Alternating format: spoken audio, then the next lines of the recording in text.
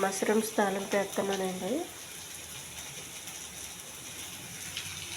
వాటికి కావాల్సిన ఉల్లిపాయ, జీలకర్ర, కొద్దిగా అల్లం వెల్లుల్లి పేస్ట్ అండి, మష్రూమ్స్, పచ్చిమిర్చి,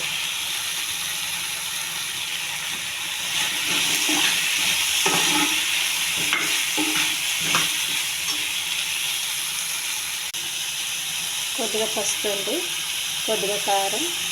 ఈ ఛానల్ వచ్చి సబ్స్క్రైబ్ చేయండి, షేర్ చేయండి, లైక్ చేయండి.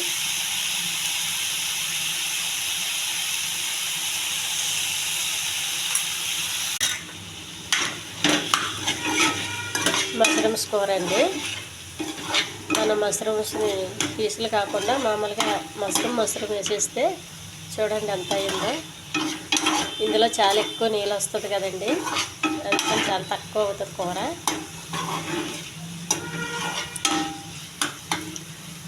దీన్ని దించే ముందు కొద్దిగా కొత్తిమీర అండి. ఇది అన్నానికి అయితే కలుపుకోవడానికి చాలా బాగుంటుందండి. అన్నంలో నంచుకొని తింటే చాలా రుచిగా ఉంటుంది.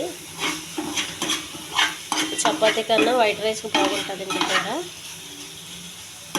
వైట్ రైస్లో కూర కలుపుకొని తింటే దాని రుచి వేరండి, చాలా బాగుంటుంది.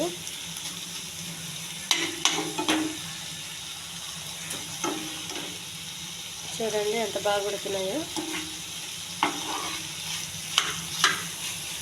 ఈ మష్రూమ్స్ మేమైతే ఇంట్లోకి వారంలో, నెలలో 4 సార్లు తీసుకుంటామండి.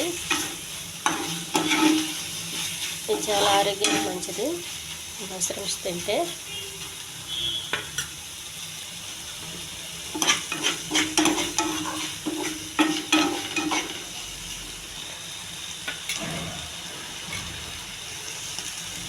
కూర రెడీ అయిందండి, స్టవ్ పెట్టేస్తున్నాను.